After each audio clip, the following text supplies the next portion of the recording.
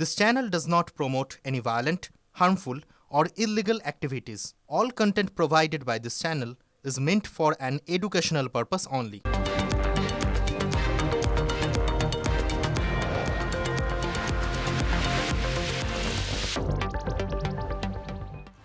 দিল্লি বিশ্ববিদ্যালয়ের অধ্যাপিকা খুনে বর্ধমানের যোগ।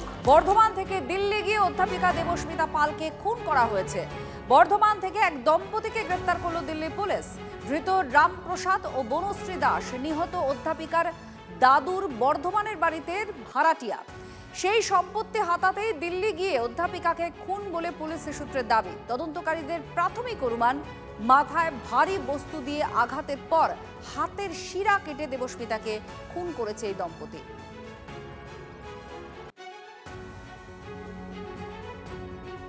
বিশ্ববিদ্যালয়ের অধ্যাপিকা দেবস্মিতা পালের খুনের ঘটনায় বর্ধমান থেকে গ্রেপ্তার 2। এই যে বাড়ি রয়েছে, এই বাড়ি থেকে দুজনকে গ্রেপ্তার করেছে দিল্লি পুলিশ। এবং যেটা জানা যাচ্ছে, রমাপ্রসাদ দাস এবং বনশ্রী দাস এই দুজনকে এই বাড়ি থেকে গ্রেপ্তার করা হয়েছে।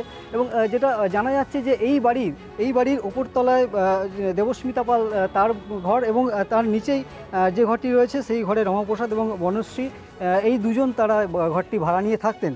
এবং এই দেবস্মিতা পালের দাদুর বাড়ি এটা, এবং সম্পত্তিগত বিবাদের কারণেই খুন হয়েছে এমনটাই দিল্লি পুলিশের অনুমান।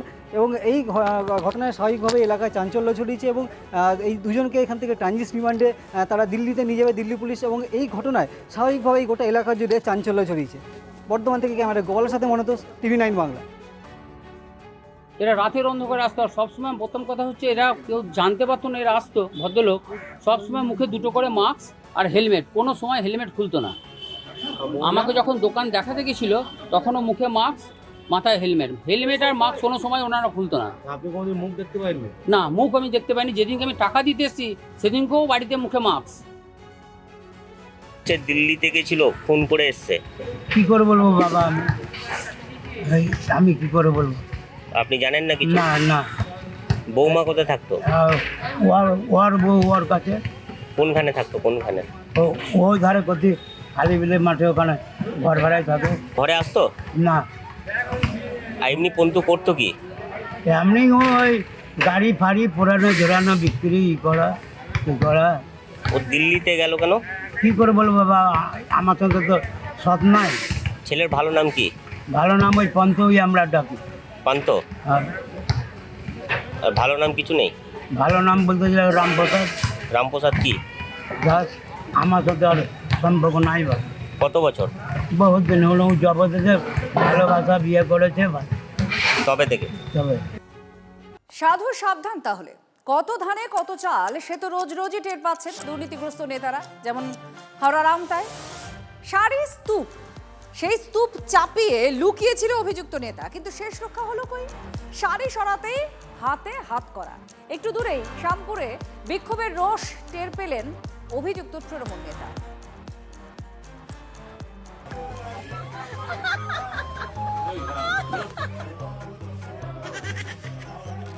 পুলিশের হাতে পাকড়াও ব্রহ্মানন্দ চক্রবর্তী, উদয়নারায়ণপুরের তৃণমূল বিধায়ক সমীর পাঁজার ঘনিষ্ঠ তৃণমূল নেতা। আগের আমলে সে কি দাপট! জবরদখল থেকে শুরু করে কাটমানি, তোলাবাজি, ভুরি অভিযোগ। থানায় অভিযোগ জমা পড়ে। তারপরই শনিবার রাতে আমতার রথতলার একটি কাপড়ের দোকানে গা ঢাকা দেন ব্রহ্মানন্দ, কিন্তু শেষ রক্ষা হলো না। আমরা গত দিনও বলেছি, আগামী দিনও বলবো, এরকম দুর্নীতিগত লোকেদের আমাদেরকে নাম দিন, তাদের অন্যায় সম্পর্কে আমাদেরকে জানান, তাহলে আগামী দিন পুলিশ খুঁজে তাদেরকে অ্যারেস্ট করবে। দিন 3 আগে সেদিন মাথা ভাঙাতে খাটের তলায় সে দিয়েছিলেন তৃণমূল নেতা। 2 হাত ভরে আবাসের কাটমানি নেওয়ার অভিযোগ ছিল, সেদিনও শেষ রক্ষা হয়নি। ভয়ঙ্কর ব্যাপার। এই তৃণমূল না থাকলে কিন্তু আমরা অনেক কিছু থেকে বঞ্চিত হতাম। তৃণমূলের উপর যতই রাগ হোক, যতই যাই বলি, কিন্তু তৃণমূল না থাকলে এগুলো আমরা দেখতেও পেতাম না। পুরো একটা দল কিরম আসলো, দল খাটে উঠে গেল। চিরদিন কাহারও সমানো নাহি যায়, সেই কথা হারে হারে টের পেলেন হাওড়ার শ্যামপুরের তৃণমূল নেতা সন্ন্যাসী মান্না। নাম সন্ন্যাসী হলে কি হবে? আবাস যোজনা ও 100 দিনের কাজে ব্যাপক দুর্নীতি ও টাকা আত্মসাতের অভিযোগ ছিল ওই তৃণমূল নেতার বিরুদ্ধে। এলাকাবাসীর দীর্ঘদিনের জমে থাকা ক্ষোভেরই এদিন বিস্ফোরণ ঘটে। দুর্নীতিতে অভিযুক্ত তৃণমূল নেতা সন্ন্যাসী মান্নাকে কোমরে দড়ি বেঁধে ন্যাড়া করে জুতোর মালা পরিয়ে ঘোরালো উত্তেজিত জনতা। আবাস যোজনার যে টাকাগুলো এসেছিল সেই টাকাগুলো কাটমানি খেয়েছে। দিয়েছে, কারো থেকে 10,000, কারো থেকে 20,000, তারপরে বেচে বেচে দিয়েছে। গরিব মানুষরা কেউ পায়নি, বড় লোকের কাছে সব জব কাটেছে এত টাকা। আজকে দুর্নীতি হয়েছে, সব আছে উমারানি মান্না আর সন্ন্যাসী জামাত, এই দুজনে আত্মসাৎ করেছে টাকাটা। অভিযুক্ত নেতাকে ঘিরে বিক্ষোভ চরমে ওঠে। ঘটনাস্থলে পৌঁছে পরিস্থিতি নিয়ন্ত্রণে আনে শ্যামপুর থানার বিশাল পুলিশ বাহিনী। অভিযুক্ত তৃণমূল নেতাকে উদ্ধার করে থানায় নিয়ে আসে। Bureau report, TV9 Bangla. একে একে নিভিছে ডিউটি। এবার তোলাবাজির অভিযোগে গ্রেফতার তৃণমূলের কাউন্সিলর বাপ্পাদিত্য দাশগুপ্ত। গ্রেফতার 39 নম্বর ওয়ার্ডের কাউন্সিলর মোহাম্মদ জসিমউদ্দিনও। 3 বছর আগে জসিমউদ্দিনের বিরুদ্ধে পক্সো আইনে মামলা করেছিল এক নাবালিকা। শনিবার আবার তাকে ফের হেনস্থার অভিযোগ ওঠে।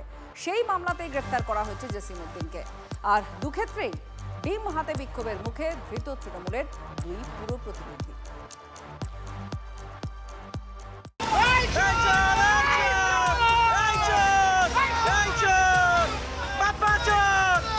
তোলাবাজির অভিযোগ, গ্রেপ্তার হতেই বাপ্পাদিত্য দাশগুপ্তকে দেখে উঠল চোর স্লোগান। গতকাল রাতে তোলাবাজির অভিযোগে গ্রেপ্তার হয়েছে বাপ্পাদিত্য দাশগুপ্ত কাউন্সিলর। একে একে গ্রেপ্তার হচ্ছে। সকালবেলা ভগবানের নাম নিন, ওইসব নাম বাদ দিন। যে যা করবে তার ফল ভুগতে হবে। ধর্মের কল বাতাসে নড়ল কি? এর আগে গ্রেপ্তার কলকাতা পুরসভার একাধিক কাউন্সিলর। 123 নম্বর ওয়ার্ডের সুদীপ পল্লে গ্রেপ্তার গফার অরিজিৎ দাস ঠাকুর। পুলিশের জালে শিয়ালদার সচিন সিং, বড়বাজারে মহেশ কুমার শর্মা। আর এবার পাটুলির বাপ্পাদিত্য দাশগুপ্ত। আমার বাড়ির নিচে আমার চেম্বার, নিজস্ব চেম্বার করতে গেলে 20 লক্ষ টাকা তাকে সালামি দিতে হবে। সেই 20 লক্ষ টাকা আমার পক্ষে দেওয়া সম্ভব হয়নি। আমি 2 লক্ষ টাকা তাকে দিতে পেরেছি। তারপরে যেহেতু দিতে পারিনি, দিনের পর দিন আমাকে হুমকি ফেস করতে হয়েছে, আমাকে রাস্তায় বেরোলে থ্রেট খেতে হয়েছে।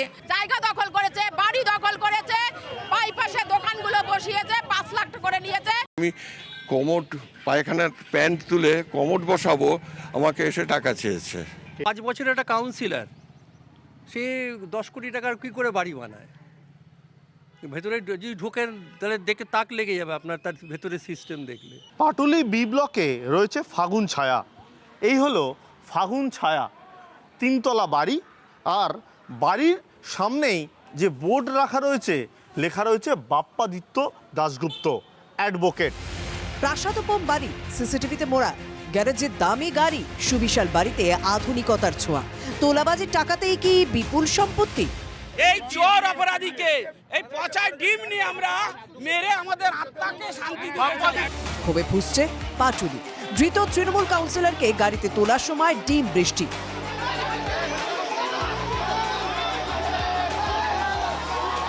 পুলিশের জালে কলকাতা পুরসভার আরও এক কাউন্সিলর। গ্রেপ্তার 39 নম্বর ওয়ার্ডের কাউন্সিলর মোহাম্মদ জসিমউদ্দিন।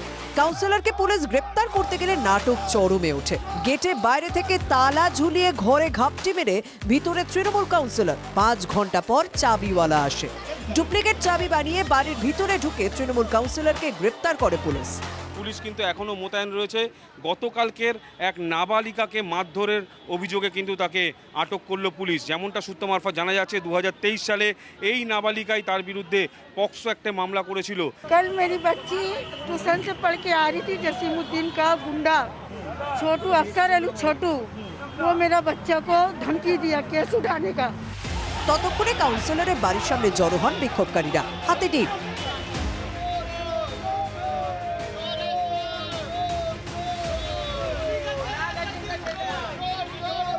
टीएमसी का जो कलंकारी मतलब है कि जो कलंकारी काउंसिलर लोग हैं, हम लोग उसको चाहते हैं अरेस्ट करना। রোষের মুখে তৃণমূল কাউন্সিলররা একের পর এক গ্রেপ্তার। ঘন্টায় ঘন্টায় অ্যারেস্ট হচ্ছে, আরো বেশি করে অ্যারেস্ট হবে। যারা লুট করেছে তারা কেউ বাদ পাবে। এখনো পর্যন্ত গ্রেপ্তার তৃণমূলের 6 পুরো প্রতিনিধি।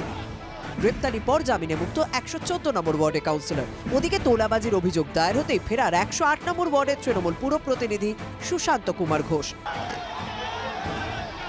Bureau report, TV9 Bangla. এবার খাস কলকাতায় পুরসভার বালতি চুরির পর্দাফাঁস।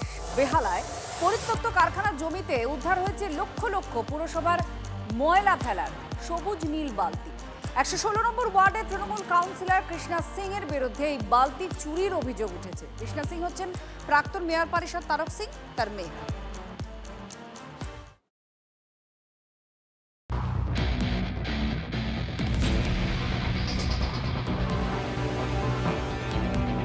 চাকরি চুরি, বালি চুরি, গরু চুরি, কয়লা চুরি, ত্রাণ সামগ্রী চুরি, এমনকি মাছ চুরির অভিযোগও উঠেছে তৃণমূলের বিরুদ্ধে। আর এবার বালতি চুরির অভিযোগ উঠল তৃণমূলের বিরুদ্ধে। খাস কলকাতায় পুরসভার বালতি চুরির পর্দাফাঁস। বেহালায় পরিত্যক্ত কারখানার জমিতে উদ্ধার লক্ষ লক্ষ পুরসভার ময়লা ফেলার বালতি। আমরা যে জায়গাটায় রয়েছি এটা হচ্ছে বেহালা 116 নম্বর ওয়ার্ডের রায়বাহাদুর রোড। এই বালতিগুলোই কিন্তু সাধারণ মানুষের ময়লা ফেলবার জন্য অ্যালট করা হয়েছিল। আজকের এলাকার মানুষজন ভিতরে ঢুকে দেখে এই বালতি কিন্তু নতুন বালতি, সবকটাই কিন্তু নষ্ট হয়ে গেছে। যেদিকে চোখ যাবে সেদিকেই কিন্তু এই বালতি স্তূপ আকারে রয়েছে। ইতিমধ্যে বেহালা থানার পুলিশ এসছে। বিজেপির অভিযোগ, এসবের নেপথ্যে রয়েছেন কলকাতা পুরসভার 116 নম্বর ওয়ার্ডের তৃণমূল কাউন্সিলর কৃষ্ণা সিং, যিনি আবার প্রাক্তন মেয়র পরিষদ তারক সিং এর মেয়ে। কলকাতা কর্পোরেশনের মধ্যে যে সবথেকে কোনো দুর্নীতিবাজ থাকে সেটা হচ্ছে এই তারক সিং, ওনার মেয়ে কৃষ্ণা সিং, ওনার ছেলে অমিত সিং। এই 1.5 লাখ বালতি আপনি দেখছেন, এদের কাছে ছোট ব্যাপার। লোকের জমি দখল থেকে পুকুর ভরাট কোনো কিছু বাদ নেই। এই 3টে ওয়ার্ড মিলিয়ে এদের সম্পত্তির পরিমাণ হবে 300+ ফ্ল্যাট। কিন্তু পুরসভার লক্ষ লক্ষ সবুজ নীল বালতি কেন পরিত্যক্ত জমিতে পড়ে? সাধারণ মানুষের জন্য সরকারি টাকায় তৈরি ময়লা ফেলার বালতিও কি বেচে দিয়েছে তৃণমূল? 4 বছরের উপরে এখানে সব ফেলে রেখে দিয়েছে। কিন্তু আমাদের মনে হচ্ছে যে এখানে যে কোম্পানি এটা কিনেছে তাদের কাছে এটা বিক্রি করা হয়েছে বলে এখানে আমরা মাল রাখছি, এত জায়গার এত মাল, আমরা আস্তে আস্তে মাল লোককে ডিস্ট্রিবিউট করে দেবো। সরোজবাবুকে ফোন করেছি, আমার সাইড থেকে মালটা কবে সরাবে। এই তো সরাচ্ছি, এই সরাতে এখানে তো আপনারা কিছুই দেখছেন, এখানে ভর্তি মাল ছিল। সরকারি পাওয়ারটা যদি থাকে আমাদের হাতে কিছু করা যায়। আমরা যদি পুলিশকেও কমপ্লেন করতাম, পুলিশও কিছু করতে পারতো না। এর আগে শনিবার কোন্নগরে নবগ্রাম পঞ্চায়েত অফিসের বাইরে শতাধিক সরকারি বালতি উদ্ধার হয়। এরা গরু চোর, এরা কয়লা চোর, এরা চাকরি চোর, লোকের বউ চোর, সই চোর, এখন দেখছি এরা বালতি চোর। এদের চুরি থামাতে পারছে না এরা, লাস্টে বালতি বেচে খেতে হবে। দুদিন আগেই কলকাতা পুরসভার মেয়র পরিষদ পদ ছেড়েছেন তারক সিং। তিনি 118 নম্বর ওয়ার্ডের তৃণমূল কাউন্সিলর। তার মেয়ে কৃষ্ণা সিং 116 নম্বর ওয়ার্ড এবং ছেলে অমিত সিং 117 নম্বর ওয়ার্ডের তৃণমূল কাউন্সিলর। আর সেই তারক কন্যার বিরুদ্ধেই দুর্নীতির অভিযোগ, তাও আবার পুরসভার বালতি চুরির অভিযোগ। সৌভিক সরকারের রিপোর্ট, TV9 বাংলা।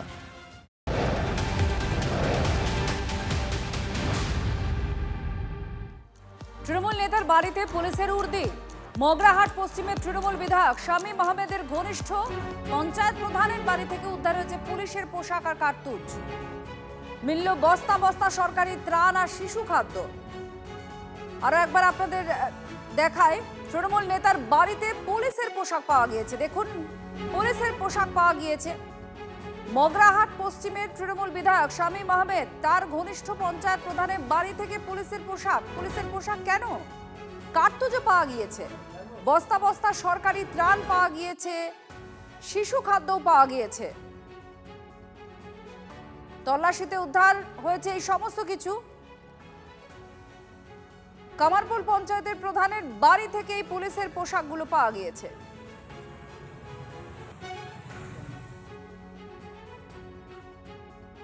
প্রচুর পরিমাণে কম্বল, বাচ্চাদের খাবার, সেবাশ্রয় যেটা করেছিল তার প্রচুর ওষুধ। সবচেয়ে বড় কথা হচ্ছে ওখান থেকে পাওয়া গেছে পুলিশের ড্রেস। ওই পুলিশের ড্রেস পরেই ওদের ক্যাডার বাহিনীরা অনেক নোংরা কাজ করতো। পুলিশের মহল থেকে এটা বলা হচ্ছে এগুলো নাকি শামীম আহমেদের সিকিউরিটির পোশাক এবং কার্তুজ। কিন্তু আমার প্রশ্ন হচ্ছে যে এগুলো মহিদুলের বাড়িতে কেন থাকবে? বিভিন্ন তৃণমূলের সন্ত্রাসীরা র্যাফের পোশাক পরে, পুলিশের পোশাক পরে রাত্রিবেলা বেছে বেছে বিজেপির বাড়িতে ঢুকতো এবং পুলিশের লোকগুলো তাদেরকে বার করে আনতো, তারপর তাদেরকে বেধড়ক মারতো। এখন এই পোশাকগুলো সেই পোশাকগুলো কিনা সেটা ইনভেস্টিগেশন করতে পারবে একমাত্র পুলিশ অফিসাররাই। 2026-এ বাংলার মানুষ দ্বিতীয় স্বাধীনতা পেয়েছেন। অত্যাচারে ব্রিটিশদেরও ছাপিয়ে গিয়েছে তৃণমূল। আপনারা ডাকাতদের হারিয়েছেন, ভাইপোর সব টেনিয়ারা পালিয়েছে, কটাক্ষ মুখ্যমন্ত্রী শুভেন্দু অধিকারী। কার্যত দ্বিতীয় স্বাধীনতার স্বাদ পেয়েছেন 2026-এ। তাই আপনারা এই বৃষ্টিতেও কেউ বাড়িতে বসে নেই, বেরিয়ে এসেছেন। তরুণ আইনজীবী, প্রতিবাদী, যাকে আপনারা 27,000-এরও বেশি ভোটে জিতিয়ে একটা ডাকাতকে হারিয়ে দিয়েছেন। ওই ভাইপোর যে টেনিয়াটা এখানে ছিল, আর কোথায় গেছে?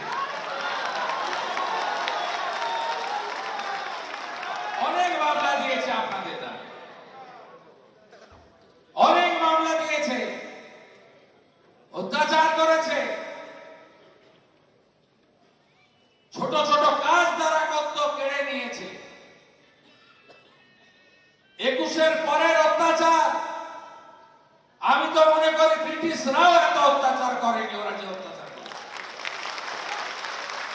তারপরেও আমাদের নেতা সভাপতি শ্রমিক ভট্টাচার্য আর আপনাদের মুখ্যমন্ত্রী শুভেন্দু অধিকারী আমরা বলেছি আইন হাতে তুলে নেবেন।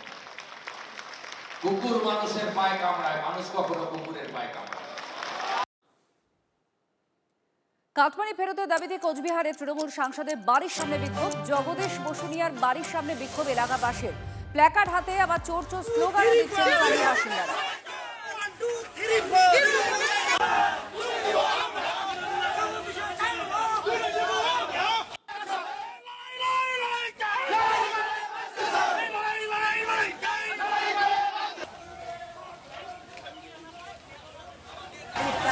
কে টাকা নিছে? কোন দল করে সে? এখন কি চাইছেন? এখন চাচ্ছি সেই টাকা ফেরত দেব। আপনারা কত টাকা নিয়েছে? কত টাকা নিয়েছে? হ্যাঁ, 2021-এ আমরা যে এত আমাদের দুর্নীতি, এত অবাধ, এত মারামারি রামারামি, আমাদের এত অত্যাচার করা হয়েছে, ঘর ছাড়া বাড়ি ছাড়া, হাত খালা কারণ পাগুলো বাড়ি ছাড়া করা হয়েছে, আমাদের চাকরি চুরি করা হয়েছে, আমাদের আবার যোজনাপত্র চুরি করা, রাস্তাঘাট কিছু না, প্লাস্টিক চুরি। আমরা খুব অসহায় আছি, অসুবিধায় ছিলাম। বিধি করা অপরাধে এই চোর সংহিতা কোথায় গেল? চোর সংহিতা বিভিন্ন ধরনের যে তোমার কাটমানি, তারপরে তোমাদের ইন্দিরাবাসের টাকা কাটমানি সবার সমস্ত টাকা সবাইকে ফেরত দিতে হবে, চাকরিজীবীর কাটমানির টাকা রিটার্ন দিতে হবে। যাদের তাদের সমস্ত কিছু দিতে হবে। ঘুষখোর তৃণমূলের বিরুদ্ধে বিদ্রোহ। এবার কোচবিহারের তৃণমূল নেতা পার্থপ্রতিম রায়ের বাড়ির সামনে, সেখানেও বিক্ষোভ।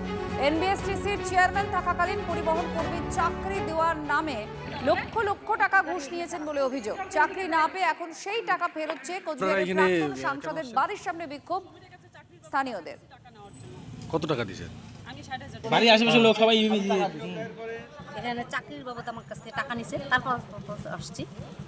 কতদিন থেকে, কতদিন আগে টাকা নিছে? 5 বছর চাকরির নাম করে টাকা নিছে। টাকা নিছে। তা আমি এর মধ্যে ফোন করছিলাম সমীরের মোবাইলে। সমীর বলছে কি আমাকে, কাকিমা তুমি চিন্তা করো না, আমি বাইরে আছি, আমি বাড়িতে যাই, বাড়িতে গিয়ে 1 মাস পরে যাই, তোমার পয়সা তোমাকে দিয়ে আসবো। তা আমি বললাম বাচ্চা ঠিক, পাবলে হ্যাঁ ঠিক। আজকে এখন বাড়িতে শুনলাম ও আসছে বাড়িতে সবাইকে টাকা দিবে বলে, তাই শুনে আমিও আসলাম। এসে দেখি ঠিকই বাড়িতে আসছে। তাহলে তুই বাড়িতে আসছিস, আমার সঙ্গে তো দেখা করিস নাই, আর আমাকে তাহলে কী করে বললি তুই 1 মাস পরে আমার বাড়িতে যাবি তুই? এরকম কতজনের কাছ থেকে টাকা নিছে? মেলা, অনেক মানুষ। কয়টার কথা বলবো ভাই? আজকে আপনারা কতজন আসছেন এখানে? আমরা আজকে এখানে কতজন আসছি? না হলেও 10-15 জন তো হবেই। তোমাদের কাছ থেকে কত নিছে টাকা? 1.5 লাখ নিছে। 1.5 লাখ টাকা কোন পারপাসে নিছে, কিসের জন্য নিছে? ড্রাইভারি করার জন্য। আমার ছেলে ড্রাইভারি শিখছে। হ্যাঁ, তারপরে ও বলছে, আমাদেরকে ফোন করে আইনে আমাদেরকে বলছে যে তোমরা 1.5 লাখ টাকা দাও, আমার ভাইকে বলে আমি ড্রাইভারিতে করে নিয়ে দিব। তা এখন নিছে, এখন ওর ভাইকে বলছি কি না সেটা আমরা জানি না। আমার ওই ট্রান্সপোর্টের চাকরির জন্য 1,60,000 টাকা নিছে। তো তারপরে এখন কি প্রতিশ্রুতি কিছু পাইছেন? না, 1 টাকাও দেয়নি। আজ ফোন করে কয়ে দিব, কালকে ফোন করে কয়ে দিব, কোনো খুঁজে নেই। আজ দিবে, কাল দিবে, 1 টাকাও দেয়নি। আমার জমি আছে আর দিছে টাকা বাপের বাড়ি। তারপর সোনা বন্ধক দিছে। এলো সোনা তো আমরা খুলিয়ে নেই, বুঝলি, সোনা তো বন্ধক হয়ে আছে। এটাই বলবো যে মানুষ মানে এতটাই রাগান্বিত, এবং মানুষ এবারে একবার অভিষেক বন্দ্যোপাধ্যায়কে যেভাবে ডিম ছুঁড়েছে, তারা আক্রোশ দেখিয়েছে, এখন ডিমটাই আক্রোশের একটা উপহার হয়ে গেছে, আক্রোশের একটা উদাহরণ হয়ে গেছে, যে ডিম মেরে মানুষকে বোঝানো যে তুমি মানুষকে তোমরা দিনের পর দিন বোকা বানিয়েছো, ঠকিয়েছো এবং লুট করেছো।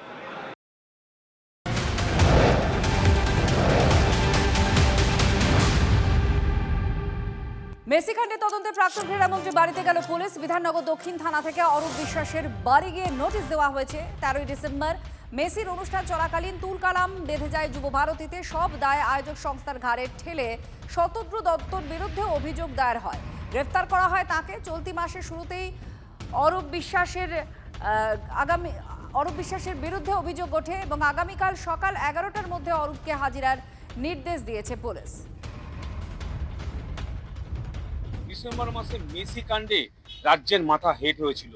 শতদ্রু দত্ত অভিযোগ করেছিলেন দক্ষিণ বিধাননগর থানায়, এবং সেই অভিযোগের ভিত্তিতেই কিন্তু অরূপ বিশ্বাসের বাড়িতে নোটিশ টাঙিয়ে দিয়ে গেল আজকের পুলিশ। এই মুহূর্তে কিন্তু সেই নোটিশ লাগানো রয়েছে অরূপ বিশ্বাসের বাড়ির একেবারে দরজায়, এবং তাকে বলা হয়েছে আগামীকাল 11টার মধ্যে থানায় হাজিরা দিতে হবে নিজস্ব আইডেন্টি কার্ড নিয়ে। নিয়ালিপুর থেকে সৌভিক সরকার, TV9 বাংলা। আমি আপনাকে নাম করে বলছি, অরূপ বিশ্বাস আমাকে টিকিট তো ছেড়ে দিন, উনি গাছ জোর করে অনেক টিকিট আমার থেকে নিয়েছিলেন বা নিচ্ছিলেন, চাপ দিচ্ছিলেন।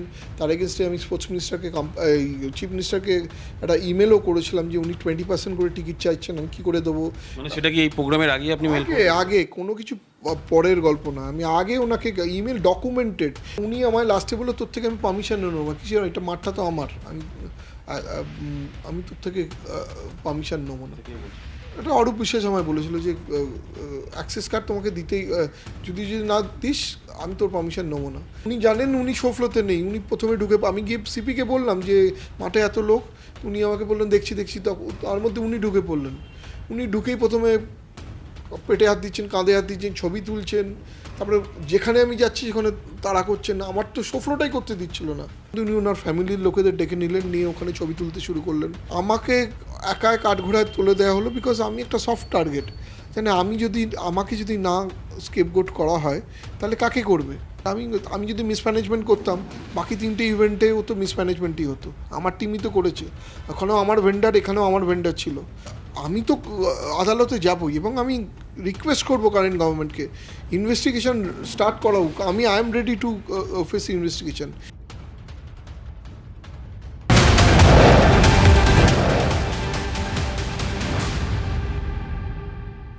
একদিকে অনুপ্রবেশকারীরা ফিরে যাচ্ছে বাংলাদেশে দলে দলে, অন্যদিকে কাঁটাতার পেরিয়ে এপারে ঢোকার চেষ্টা করছে বাংলাদেশিরা।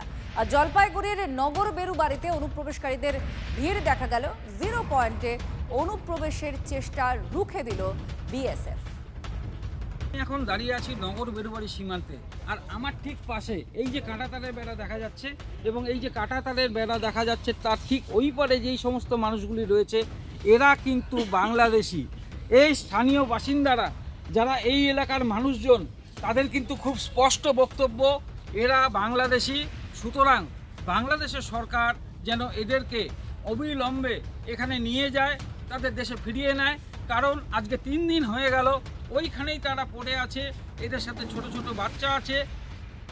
মানবিকতার দিক থেকে বিশ্লেষণ করে সরকার যেন, অর্থাৎ বাংলাদেশ সরকার যেন তাদেরকে বাংলাদেশে ফিরিয়ে নিয়ে যায়। এবং বিএসএফের যে ভূমিকা, এই ভূমিকায় ভূয়সী প্রশংসা করেছে গ্রামের মানুষ। তাদের স্পষ্ট বক্তব্য যে বিএসএফ অত্যন্ত সঠিক কাজ করে দিয়েছে, এদেরকে আটকে দিয়েছে। নীলেশ্বর সান্যাল, TV9 বাংলা, নগর বেরুবাড়ি। ওই যে মানুষগুলো আছে ওরা কারা? ওরা হচ্ছে বাংলাদেশি। সব বাংলাদেশি না? সব বাংলাদেশি। তো এরা যখন বাংলাদেশি, তো এরা ভারতে ঢোকার কি চান্স নিচ্ছিল? ভারতে ঢোকার মনে হয় চান্স নিচ্ছিল, সেখানে আমাদের বিএসএফ আর কি আটক করে রেখে দিয়েছে। হ্যাঁ, সেখানে হচ্ছে বিজেপিও নিতে চাচ্ছে না ওদেরকে। হ্যাঁ, ওরা মানে আমাদের এদিকে পার হতে চাচ্ছিল, হ্যাঁ, যে ওখানে আটক করে দিয়েছে আমাদের বিএসএফ। হ্যাঁ। আমরা চাই ওরা বাংলাদেশের লোক, ওরা বাংলাদেশেই যাক। আমাদের নতুন সরকার এসে আমরা তো এটাই চাবো যে যেগুলো আমাদের, এগুলা তো ব্যাপারটা হচ্ছে যেগুলো বাংলাদেশে অবৈধভাবে আমাদের ইন্ডিয়া আসছে, সেগুলোকে পুশ ব্যাক করছে, মানে ওদিকে পাঠাচ্ছে। এগুলো যখন পুরায় চলে যায়, এটা আমাদের দিকে না থাকে, ইন্ডিয়াতে যেন এগুলা না থাকে। আমাদের খাওয়ার ভাগ বসাচ্ছে 1 নম্বর, আমাদের সুযোগ সুবিধা নিচ্ছে।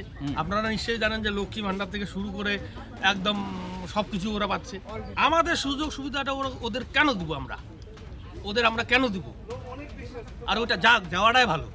তো এরা মানে কিভাবে গেছে আমরা জানি না।